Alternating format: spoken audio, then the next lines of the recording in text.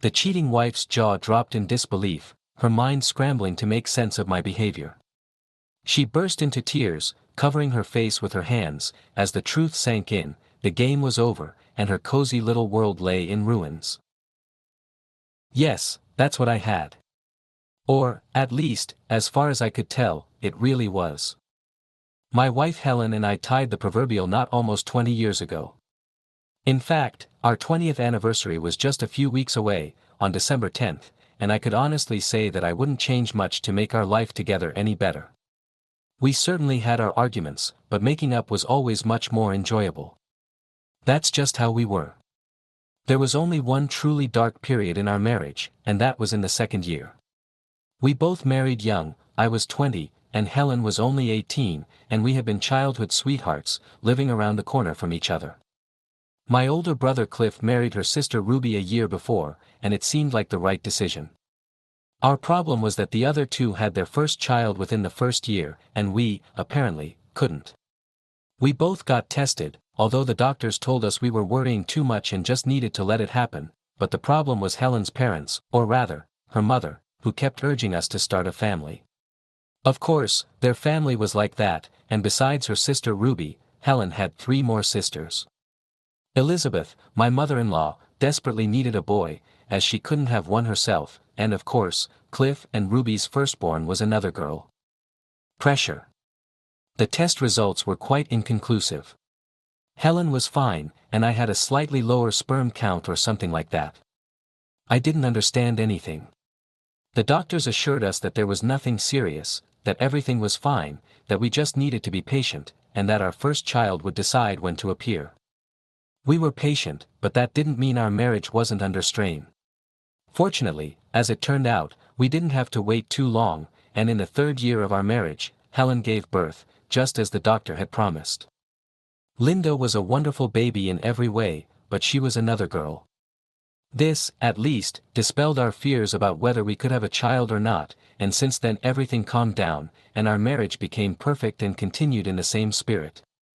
Undoubtedly, because we were more relaxed, Helen soon became pregnant again, and finally, Tom was born. Yes, a boy, and the whole family was over the moon with happiness.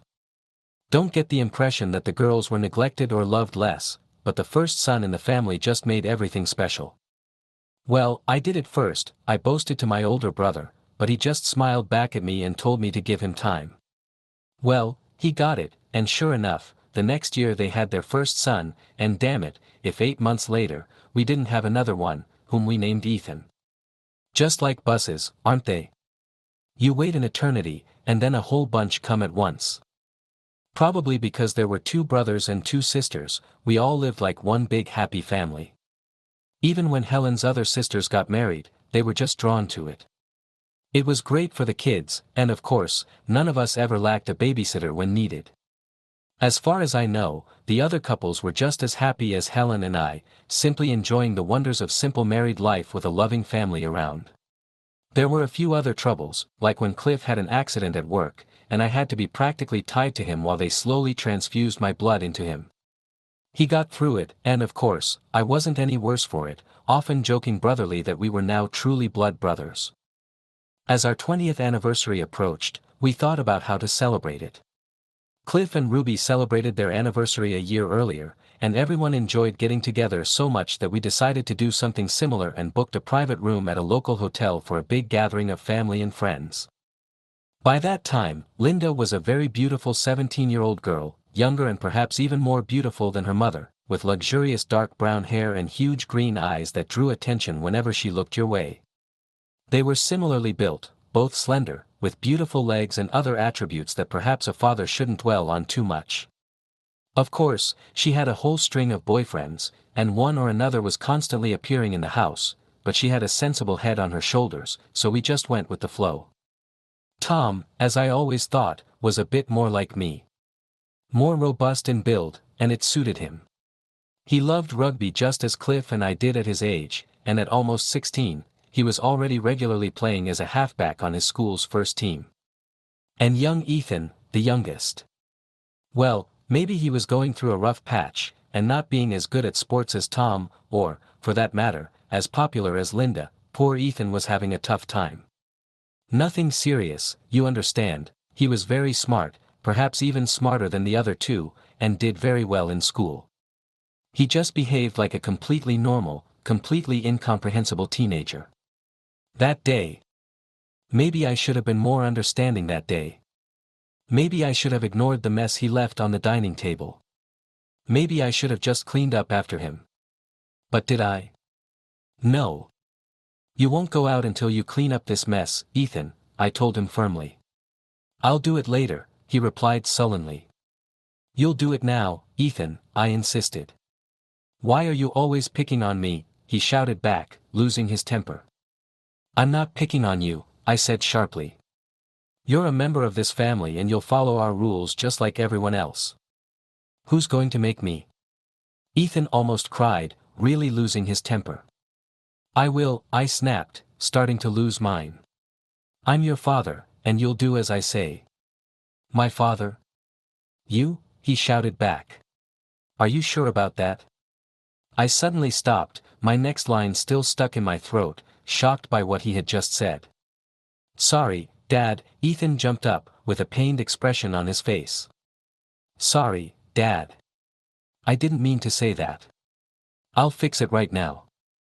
With that, he turned away from me and started gathering the books and other things he had left on the table. Within a few minutes, everything was clean, and he dashed out of the room without saying another word, leaving me in my own world, wondering if that world was about to collapse on me. The problem, of course, was that Ethan had always been different from the other two, more teachable, more serious, but less sociable than his older siblings. I often wondered why he was so different, and even discussed it with Helen, but she just shrugged and said it was my imagination. Is that so? Was I like that? What prompted Ethan to make that remark?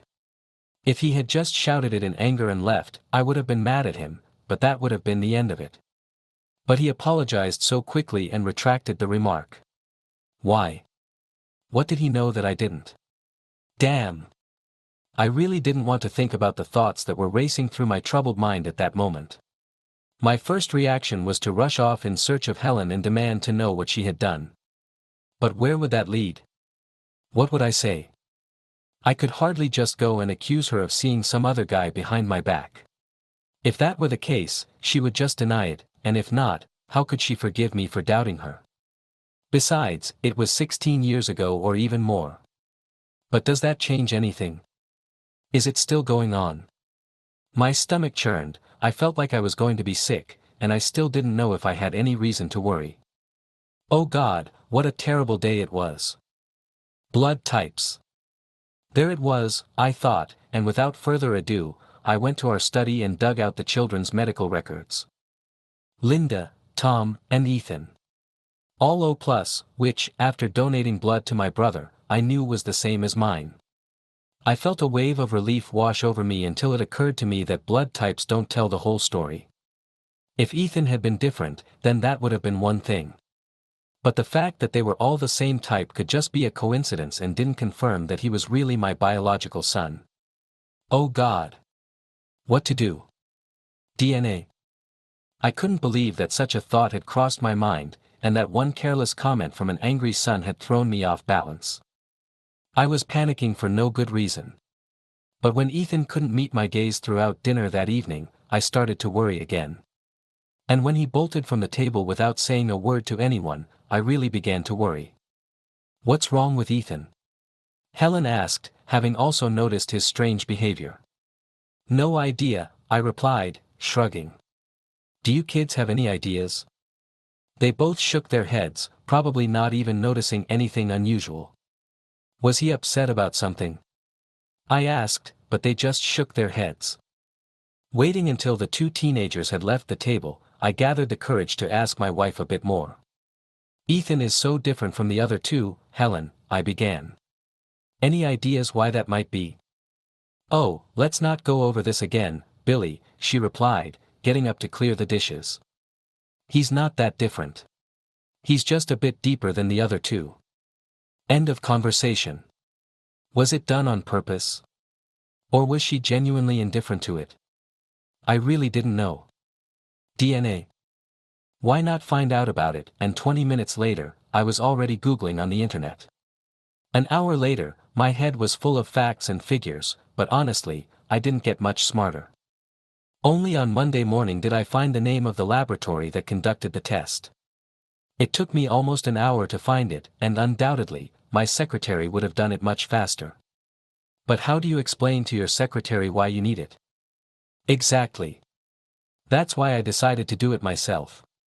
They could do it, they had no problems, but it was expensive, especially if you wanted to get the results as quickly as I did. But I had to know before risking my marriage. Was Ethan my son or not? When I told them that I had 3 children, they suggested that I send samples from each of them for cross-checking along with one of my own.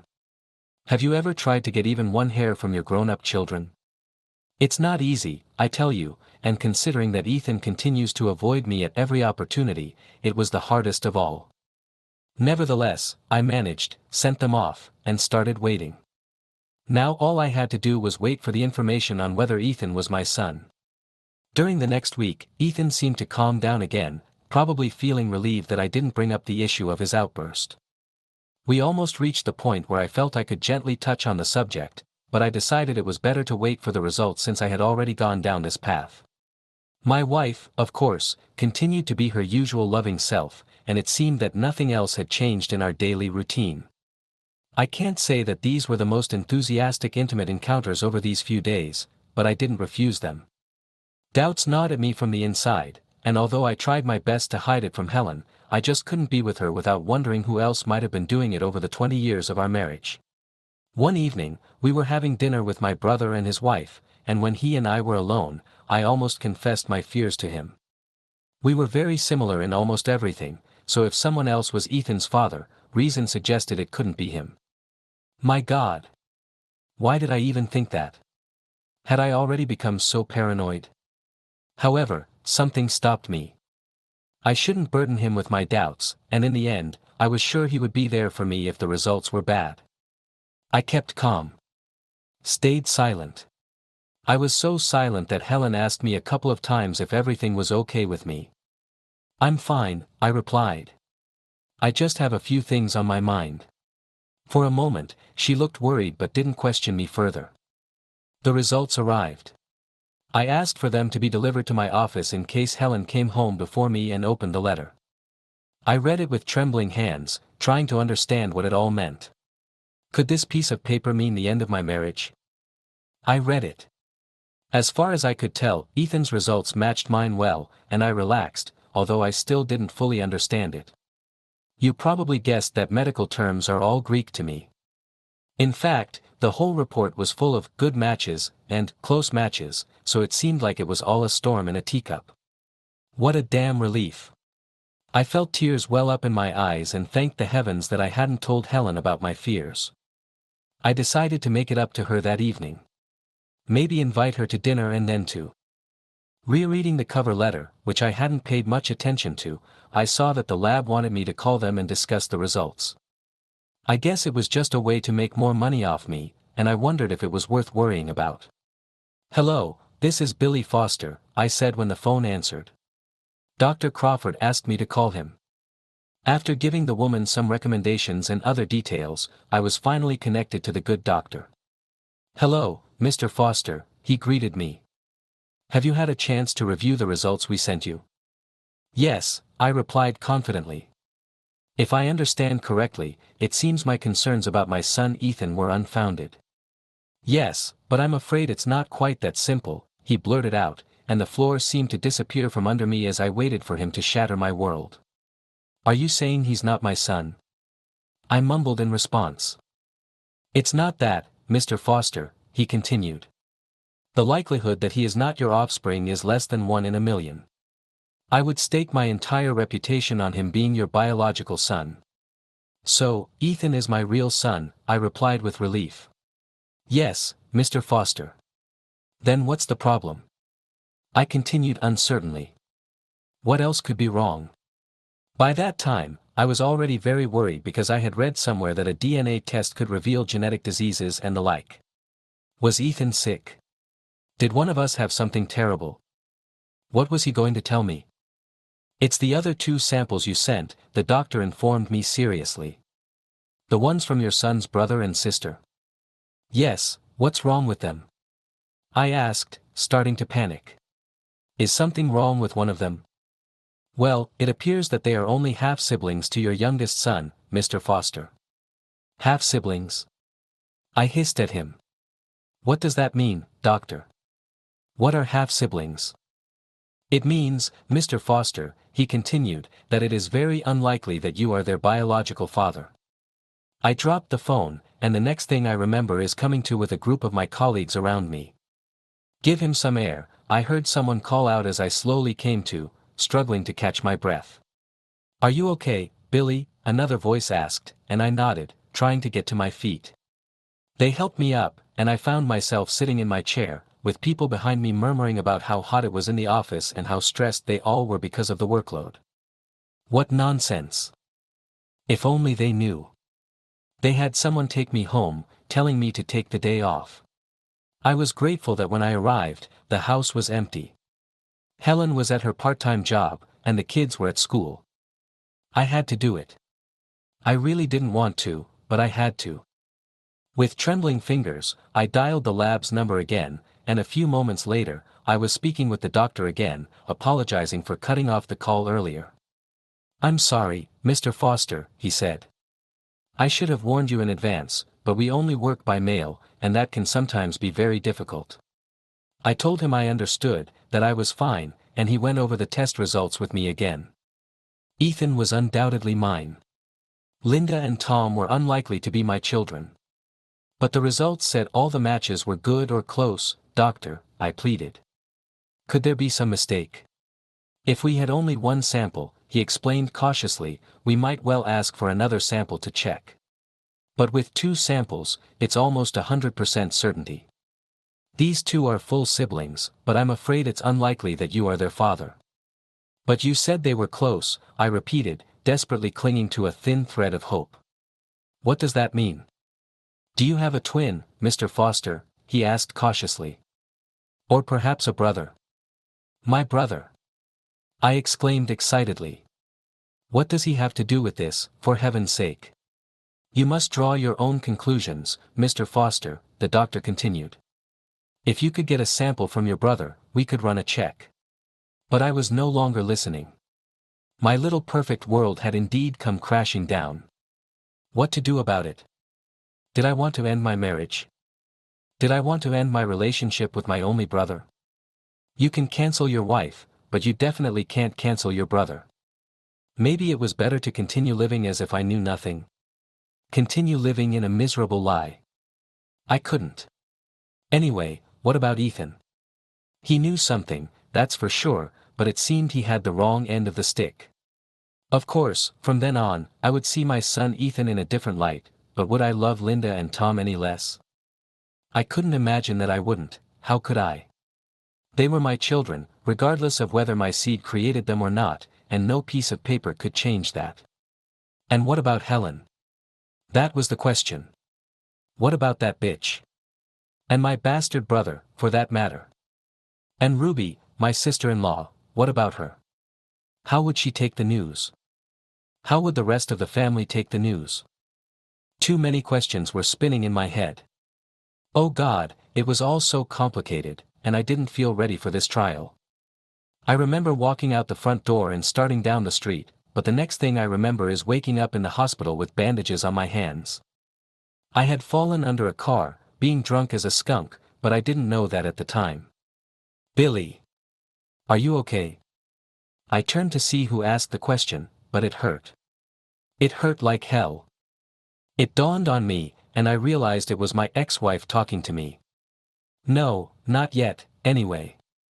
She was still my wife. I didn't say anything, at least nothing substantial, I just didn't know what to say. How about? Hi, honey. I just found out that 2 of the kids aren't mine and that you've been sleeping with my brother. Did you have a good day? What's for dinner? Doesn't sound quite right, does it? Anyway, it turned out that my injuries were far from life-threatening, and the next day I was sent home. However, I couldn't do anything to help myself, so I was stalling for time while I had to rely on Helen's help. This gave me time to think, time to plan. However, the time was wasted, and I still didn't know what to do, but somehow Ethan and the other two kids seemed to be the main issue. Whatever I decided, it had to be in their best interests, even if my interests had to suffer.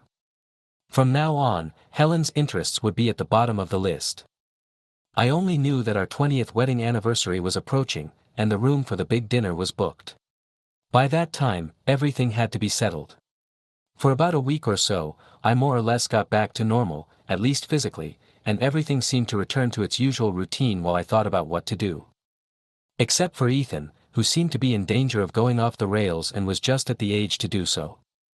"You'll have to talk to him, Billy," Helen said one late evening. "I don't know what's wrong with him. He doesn't seem to want to talk to me anymore." "I'll talk to him," I promised. "Any ideas what's wrong with him?" she asked. "Yes. A few," I replied shortly. "Do you want to discuss them with me, Billy?" "Not really," I answered, which somewhat disconcerted her. The opportunity presented itself the next day when I found him alone in his room, and if he didn't push me out of the way, he wouldn't be able to avoid me. "Do you want to talk about what's bothering you, son?" I began gently. He just shook his head. He didn't want to talk. "Maybe it's something related to that day, Ethan." I nudged him. "Well, about our relationship." Ethan looked at me, and I couldn't help but notice a tear in his eye. Suddenly, he looked older than his tender years. "You don't know, Dad, do you?" he challenged me. "I might know more than you think, son," I replied, trying to keep a smile on my face. "Then why don't you do something about it, Dad?" he whined. "Why do you let them get away with everything?" Wait. Everything was going differently than I thought. It didn't seem like we were talking about the same thing. Getting away with what, son? What else could I say? "You really don't know, Dad," he repeated. "Apparently not, son," I had to admit. "It's Mom and Uncle Tim, Dad," he told me, barely more than a whisper. "When you're at work, once a month or so. It's damn shameful." Uncle Tim. Damn it. Tim was the husband of Lily, another one of Helen's damn sisters. "Oh, that," I mumbled pathetically, not knowing what else to say. "They've been doing it for years, Dad," my offspring informed me. "Linda thinks I'm Tim's son, not yours." At that, he broke down and cried, and I wrapped my arms around him to comfort him. It had been a long time since I had done that, and I was surprised at how big and strong my little boy felt. "I can absolutely guarantee you, Ethan," I comforted him, continuing to hold him. "You are my son in every way, not Tim's." "How do you know, Dad?" he sobbed. "How can you be sure?" "I'm sure, son," I told him firmly. "Trust me, I'm sure." We chatted for a while longer, and without giving too much away, I convinced him of my paternity, and it seemed like a weight was lifted off his shoulders. However, there was no mention of my brother being the father of the other two children, and I found that my perfect family was not as happy and content as I had thought. Both Linda and Tom knew about their mother's affair with their uncle, but not knowing what to do about it, they chose to just turn a blind eye. What a terrible position to put your own children in. But Tim? God, his wife Lily was the youngest of the four sisters and undoubtedly the most beautiful of them. Helen was attractive enough, but Lily. Another blow was dealt to the heart of my so-called perfect marriage with Helen. A few days later, I invited all three children to lunch and did the hardest thing I've ever done in my life. I told them. Told them everything I had learned. Everything, damn it. I had no idea how they would react, but they took it well. Linda cried a little, and Tom sat with his head in his hands. All three wanted to go and meet their mother immediately, but I convinced them to wait, as I needed to sort things out first. All three swore their love and loyalty to me and were close to vowing never to see Helen again. I, of course, dissuaded them from this, reminding them that no matter what she had done, she was still their mother and had taken excellent care of them all their lives. I spoke of her in terms I didn't really feel, especially when the children told me their story. "Helen, my loving wife, had apparently been having an affair with her brother-in-law Tim for some time, but probably not long enough to be Ethan's father. Once a month might have been a big exaggeration, but honestly, none of us knew for sure. The only thing I knew was that the children were so grateful to be told everything, and all three of them cried, even Tom, when we gathered together at the end of the evening. I'll correct that last statement. All four of us cried. Revenge. I needed revenge, but in a way that wouldn't bring grief to my children, and yes, I use that term cautiously. I mean my children. I thought long and hard but couldn't come up with any dramatic act of revenge. It had to be just a straightforward confrontation. At least I had an event where I could do it. December 10th. The family gathered, as families do. My parents were already deceased by then. Cliff and I were quite late children. That evening at the celebratory dinner, there were 39 of us, mostly Helen's family members and their families, but there were also other friends of ours. The dinner was good. At least that's what they told me, and as for me, I could have been eating cardboard and drinking water. Time for speeches. It began. The end? Maybe the beginning. I was sweating profusely and taking long deep breaths to calm myself. What I was about to do wasn't easy, but it had to be done. Welcome to all our relatives and friends, I began and continued talking about trivial matters for a few moments. And now, let's celebrate 20 years of marriage with my wife Helen, I finally concluded. There are some very interesting, even intimate and personal things about my marriage to my dear wife that I want to share with you all. There was giggling around the large table, and one or two crude comments about our supposed intimate life. Helen blushed. They all thought I was joking, but how wrong they were. When the laughter died down, Linda was the first to get up from her seat and head for the dining room exit, followed by Tom, and then Ethan. They didn't say a word to anyone, and the whole table watched their backs in amazement, not understanding what was happening. You three, come back here, Helen shouted angrily, jumping to her feet. Don't be so rude to your father. Only Tom responded, turning to look at his mother for a moment and shaking his head in disapproval, then joining his brother and sister outside. Billy, my wife shouted at me. Do something. Tell them to come back immediately. It's okay, dear, I told her very firmly. They already know what I'm going to say, and since it concerns the three of them, it might be better if they're not here. Helen's mouth dropped open in surprise. First from the surprise at how I responded to her demand, and then from worry, as her mind must have been racing through all the possible reasons for my behavior. Sit down, Helen, I told her, my tone leaving no doubt that I was not to be trifled with. As I was saying, I continued, looking at the people around me, I've had 20 wonderful years of marriage, a perfect marriage, or so I thought until a couple of weeks ago. I paused for effect, and the atmosphere around the table became electrified. Some looked puzzled, others were still smiling, expecting a joke, but some of them were very worried, including a few people who surprised me. Imagine my surprise, I continued when no one said anything. To find out that Linda, my beloved Linda, is actually not my biological daughter. Oh God! Helen sobbed quietly, covering her face with her hands, the only one to make a sound. Don't you want to tell everyone who Linda's real father is, Helen? I asked her, but she remained silent, only sobbing loudly, the only sound breaking the complete silence around me. All right then, I continued. Does anyone else want to tell everyone who Linda's father is? Does anyone else want to tell everyone who was seeing my wife behind my back? No one spoke, and I just stood there, glaring angrily at the relatives and friends surrounding me. As terrible as it was, in some strange sense, I took a perverse pleasure in teasing the people who had deceived me. None of them knew how much I had found out. I couldn't help but cast an especially stern look at my brother Cliff, and he visibly wilted under my gaze, realizing that the game was over. So no one is going to confess? I asked them. Do I have to tell everyone who it is? Then I was surprised, and it was a surprise, when Cliff's wife Ruby jumped to her feet. It's not what you think, Billy, she cried out in anguish. It wasn't a dirty affair or anything like that. It was just sexual intercourse a few times to get Helen pregnant.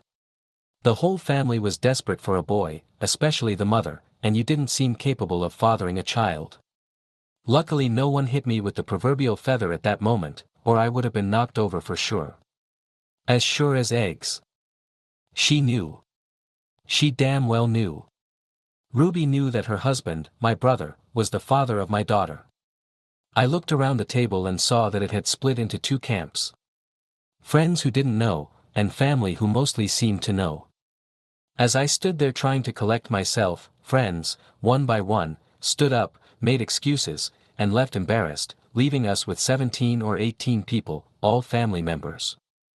"Go play over there," said Sandra, one of Helen's sisters, and one by one, the younger children were led out of the way. The teenagers were also asked to disappear, but it was like EastEnders, Coronation Street, and Neighbors, all in one, and none of them moved. Fair enough. "You all damn well knew, didn't you?" I exclaimed, looking around. "You all know about this damn fiasco, except maybe the kids." A couple of husbands looked a bit confused, but otherwise, no one denied it. "Listen, Billy," said my brother. "It's not what it seems, honestly." He wanted to add some other stupid comment, but my hateful look shut him up. "So you all knew that Cliff was sleeping with my loving wife and was Linda's father?" I demanded of those sitting at the table. No one said yes, but again, no one denied it either. "It was only 3 times, Billy," Ruby spoke again. "Enough for her to get pregnant. Whose damn idea was this?" I shouted at them, my temper starting to flare. Again, no one said anything, but there were just too many glances directed at Elizabeth, my mother-in-law. I could have guessed. "Thanks, Mom," I said solemnly to her. "Your desperate desire to have a son in the family cost me my marriage." "No." Helen cried out, finally deciding to participate. "Please don't say that, Billy. You can't say that. I couldn't live without you. Surely, you can forgive me for just one mistake." "One mistake?" I asked her. "Just one mistake." "Of course, darling," Helen sobbed. "It was just one time. It seems awful now, but when Mom planned all this many years ago, it seemed logical." "What about Tom then?" "Well, of course, he's yours, Billy," she whined. "What do you mean?" "Wrong answer." I informed her. "I did a DNA test, and his father is the same man who is Linda's father." The atmosphere at the table immediately changed. "What are you saying, Billy?" Ruby exclaimed in surprise. "You heard me, Ruby," I said to her. "If my ever-loving brother is Linda's father, then he is also Tom's father." Silence. This information was obviously new to everyone at the table, or at least to most of them. "You bastard Cliff," Ruby turned to her husband when the realization came. "You promised me. You promised me and then you went back to that wretch." Cliff just put his head down, wishing he were somewhere else. "And you rascal!" Ruby yelled at Helen. "I agreed to let you have my husband for just 1 week and you continued to date him." With those words, she took 3 steps toward her sister and slapped Helen across the face with all her might. "Wretch, prostitute, blood-sucking cow," she scolded Helen, hitting her again and again, stopping and bursting into tears only when one of the others pulled her away from her little sister. "Happy mom, huh?" I spat out at Elizabeth, but all she did was stare at me with blank eyes. "So who else was dating my wife behind my back?" I asked when no one else spoke, looking straight at Tim, who was sitting on the other side of the table from me. "You bastard," Sandra shouted next to me. "That's what got me too. So it's true what they told me that night, isn't it, you bastard? You really were with her that night at the party." "Hi. What's going on here?" Sandra was yelling at her husband Roy, and he looked sheepish in denial. "And you, my dear sister," she yelled at my wife, "have you tried all your brothers, you bloody slut?" "Well, she certainly slept with Tim," I added sincerely, really starting to enjoy the whole show. What? I didn't.